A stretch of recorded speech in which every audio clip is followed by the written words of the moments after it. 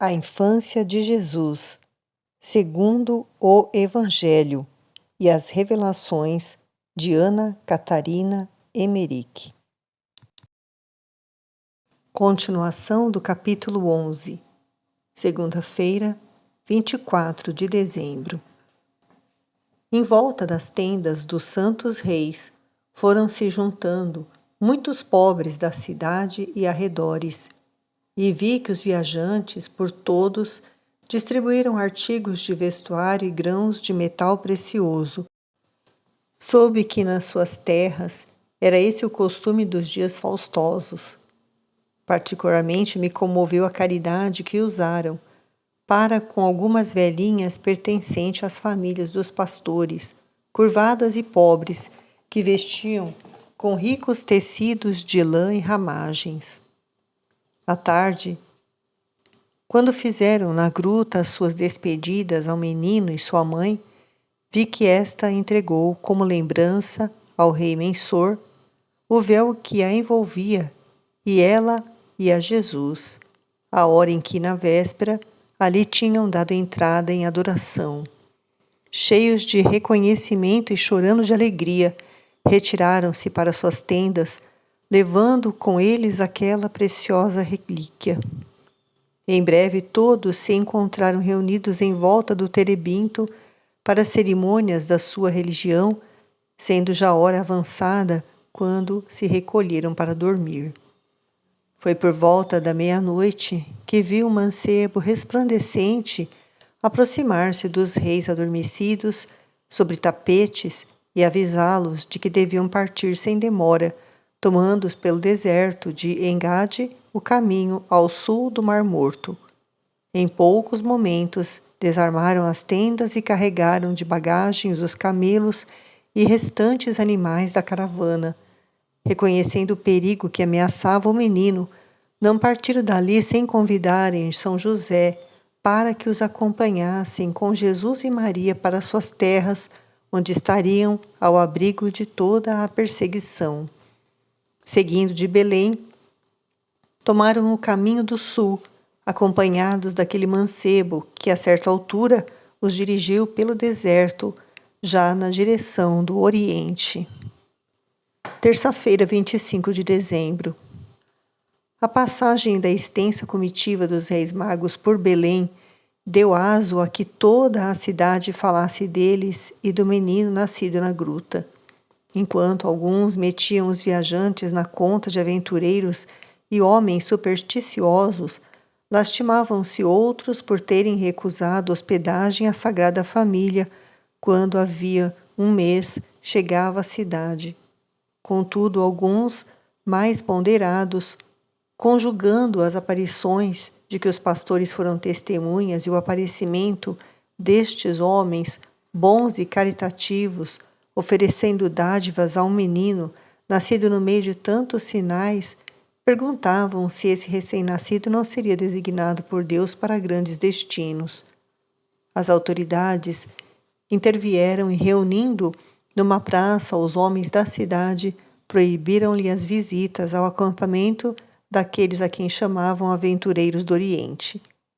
Em conciliábulo secreto, tinham resolvido, talvez por instigações de Herodes, encerrar os principais da comitiva nas prisões que ficavam por baixo da sinagoga. Vi também São José, depois da retirada dos magos, respondendo a várias perguntas que lhe dirigiam os judeus velhos, como da segunda vez que foi chamado, lhes entregasse algumas peças de ouro que os reis haviam oferecido ao menino, deixaram-no ir em paz. Na tarde do mesmo dia, vi chegar à gruta São Zacarias, vindo de Hebrom. Era a primeira vez que visitava a Sagrada Família e com a Santíssima Virgem lhe entregasse o menino, apertou-o ao coração e, chorando de alegria, entoou um hino em seu louvor. Quarta-feira, 26 de dezembro. O dia de hoje foi de alegria e contentamento na gruta, devido não só à presença de São Zacarias, que de tarde retirou para Judá, como ao regresso da Santa Ana com a filha mais velha, Maria Eli. A mãe da Virgem tinha a cada passo o menino nos braços e só a ela é que Maria o confiava para que dele cuidasse como o seu. Nessa altura, vi que o cabelo do menino era loiro e ondeado, parecendo-me que lhe o fizeram, pois vi friccioná-lo com a ajuda de um pano na ocasião em que o lavavam. Na vida íntima da Sagrada Família, tudo se fazia com grande singeleza, aliada a uma santa veneração para com Jesus, como se dá com os eleitos de Deus. Por sua vez, o menino dava sinais de uma ternura para com a sua mãe, como nunca vi em criança desta idade. O sossego em volta da gruta era agora completo. Os habitantes da cidade deixaram de ir para aqueles sítios, sendo o caminho que ali passava obstruído com árvores colocadas ao travesso. Aquela mulher que Santa Ana fora visitar a tribo de Benjamim chamava-se Mará e era filha de Rode, irmã de Santa Isabel. Era pobre e alguns dos filhos que depois nasceram tornaram-se discípulos do Senhor. Um deles tinha o nome de Natanael e foi o noivo das bodas de Caná. Era aquela que estava junto da Virgem quando ela faleceu em Éfeso. Este Natanael não é o que Jesus viu debaixo da figueira, conforme João 1, 45 a 51. O filho de Rode havemos de o encontrar entre as crianças que tomaram parte na festa que a Sagrada Família celebrou em Nazaré, depois de Jesus regressar de Jerusalém, quando foi encontrado entre os doutores no templo. A seguir às bodas de Caná, tendo os noivos feito os votos de continência, Natanael seguiu os discípulos de Jesus e foi batizado com o nome de Amador. A noiva era originária de Belém e pertencia à família de São José.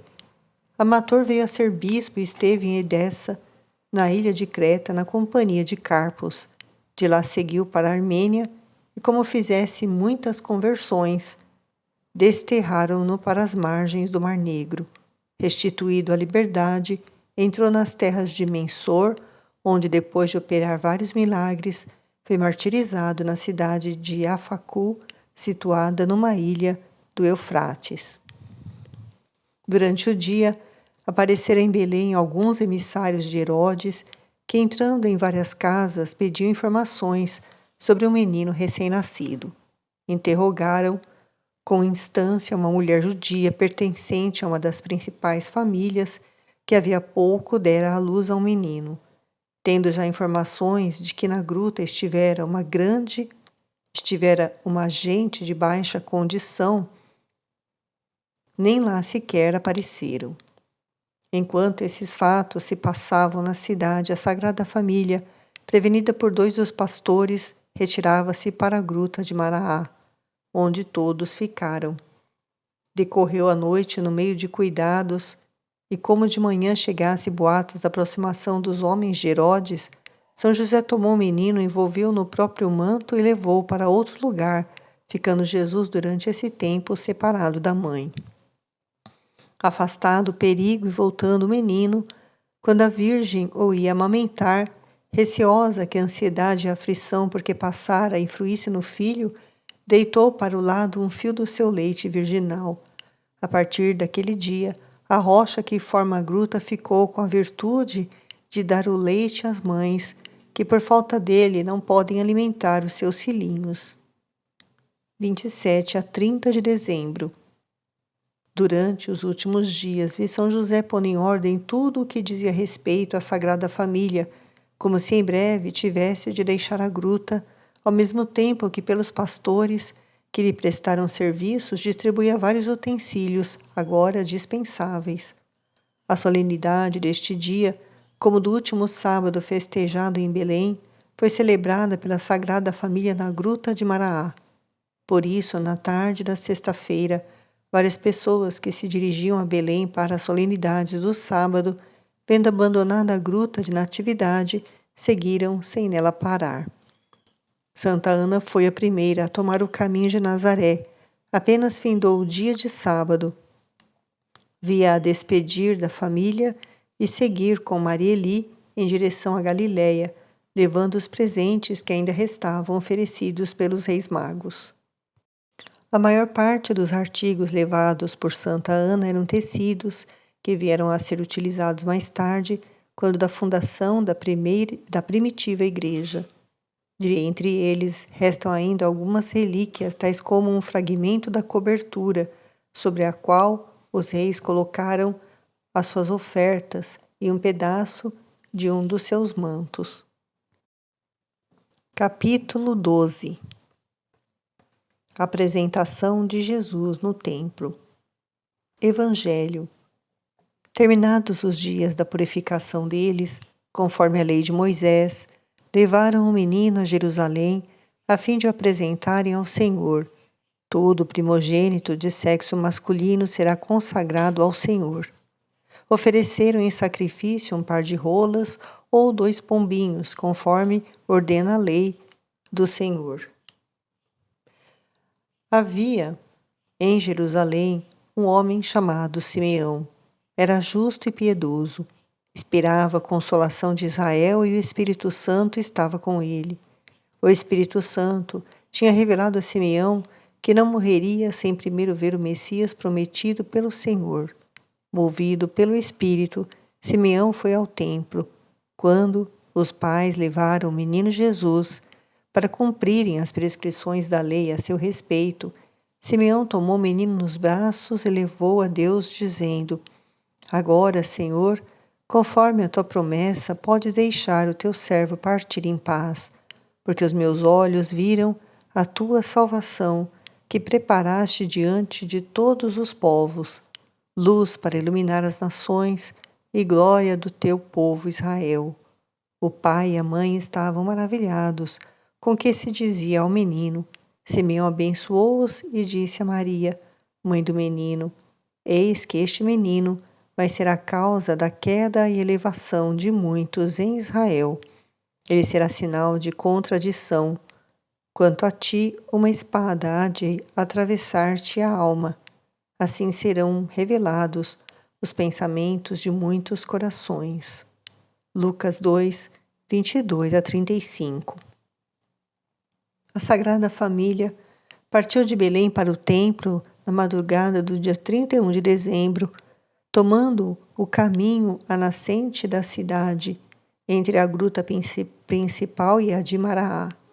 Na véspera, ao cair da noite, vi a Santíssima Virgem tomar o menino nos braços e despedir-se do lugar do nascimento, onde orou, e daquele onde Jesus fora circuncidado. Ao partir, Maria seguiu montada na jumenta, levando o menino envolvido no próprio manto.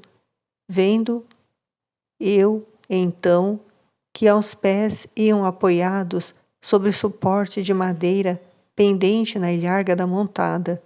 A viagem foi vagarosa, chegando pela tarde às portas de Jerusalém. Vi-os parar numa casa onde vivia uma família de essênios do parentesco de Maria Cusa. Como no templo se estivesse realizando uma festa, descansaram 2 dias na companhia daquela gente que foi tão bem os recebera. No final da solenidade é que se efetuou a cerimônia da apresentação. No último dia, vi a Santíssima Virgem partir da casa dos essênios em direção ao templo, sendo a entrada recebida pelo velho Simeão, que exercia um cargo sacerdotal, embora de categoria inferior. Vivia este santo varão numa habitação encostada aos muros do templo e de há muito que nas suas orações pedia sem desânimo a vinda do Salvador ao mundo. Na véspera tivera ele revelação por um anjo de que o infante prometido havia de ser o primeiro dos que no dia imediato dariam entrada no lugar santo. Naquela primeira porta onde Maria chegou, foi ela acompanhada por uma piedosa mulher que lhe serviu de guia até o vestíbulo da apresentação, onde foi recebida por Noemi, sua antiga mestra, e também por Ana, a profetisa, ambas com a residência nesta ala do templo. A última delas recebeu o cabaz em que São José levou as pombas do resgate e frutos da terra, que eram as oferendas do altar. Dali é que Maria, juntamente com Jesus, deu entrada no santuário da apresentação. Ao centro dele, sobre a mesa retangular, estenderam uma cobertura encarnada e por cima outra de cor branca, mas a cair dos lados até o chão. Nos extremos colocaram 4 candelabros com bicos acesos e ao centro um berço de criança. Eram 4 sacerdotes a quem pertencia o cerimonial da apresentação. Simeão deles encaminhou a Santíssima Virgem até ao berço, onde colocou o menino, enquanto os levitas recitavam as orações da lei. As ofertas, que além dos pombos e frutos já referidos, eram acompanhadas por algumas placas de ouro, dádivas aos reis magos, foram colocadas no altar chamado das oferendas. O principal dos sacerdotes, tomando então o menino e elevando-o nas mãos, voltou sucessivamente para as 4 faces do templo, entoando as orações do ritual mosaico. Quando Simeão retirou o menino do altar e o entregou à Virgem, que estava junto da balaustrada com Noemi, entoou o cântico de alegria. Agora, Senhor, conforme a tua promessa, podes deixar o teu servo partir em paz, porque os meus olhos viram a tua salvação, que preparaste diante de todos os povos, para iluminar as nações e glória ao teu povo Israel. Lucas 2, 29 a 32. Evangelho. Havia também uma profetisa chamada Ana, de idade muito avançada. Era filha de Fanuel, da tribo de Asser. Tinha se casado muito jovem e vivera 7 anos com o marido. Depois ficou viúva e viveu assim até aos 84 anos. Nunca deixava o templo, servindo a Deus dia e noite, com jejuns e orações. Chegou nesse instante, louvava a Deus e falava do menino a todos os que esperavam a libertação de Jerusalém. Quando acabaram de cumprir todas as coisas conforme a lei do Senhor, voltaram para Nazaré, sua cidade, que ficava na Galiléia. Lucas 2, 26 a 39. De Jerusalém, a Sagrada Família seguiu diretamente para a Galiléia, passando por Betoron, onde a esperavam alguns servos de Santa Ana. Esta cidade é a mesma onde a Virgem ficava 2 dias, a data em que foi levada para o templo. Simeão tinha 3 filhos e a sua mulher estava ainda viva ao tempo da apresentação do Senhor. Os filhos, que eram todos empregados no templo, tornaram-se amigos de Jesus e dos seus discípulos, em cujo número mais tarde foram incluídos e prestaram grandes serviços aos fiéis, particularmente nas perseguições que se levantaram depois da ascensão do Senhor. Foi um deles quem preparou o cordeiro pascual destinado à ceia de Quinta-feira Santa. Simeão era ainda do parentesco de Seráfia, que depois recebeu o nome de Verônica, e também de Zacarias. O filho mais velho devia ter 40 anos ao tempo da apresentação, e o mais novo 20. Ao regressar à casa, o velho Simeão encontrou-se doente, embora animado de grande alegria e contentamento. Chamando para junto de si a mulher e os filhos, falou-lhes da salvação de Israel e de tudo o que o anjo lhe anunciara e se passou no templo. Agravando-se o mal, veio a expirar, rodeado de alguns sacerdotes e parentes que oravam junto ao leito. Assim que faleceu, foi o corpo levado para cima de uma prancha de madeira e coberto com lençol. Assim, resguardado da vista, procederam à lavagem do cadáver utilizando uma esponja. A água, passando pelos orifícios da madeira, era recolhida numa bacia de cobre. Terminada esta primeira cerimônia, vi aplicarem-lhe umas folhas ainda verdes que, devido à umidade, ficaram aderentes ao corpo, sendo finalmente tudo enchumaçado com molhos de mirra.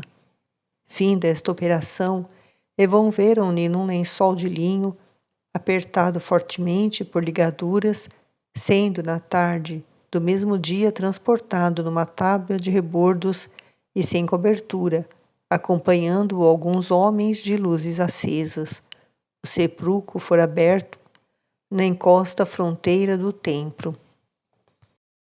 Vi o interior da câmara funerária muito semelhante a que São Bento mandara abrir no primeiro mosteiro que edificara. As paredes eram, na face interna, revestidas de ornamentos resultantes da aglomeração de pedras coloridas, representando figuras de estrelas e flores. A cela da Virgem no templo apresentava igualmente figuras deste gênero.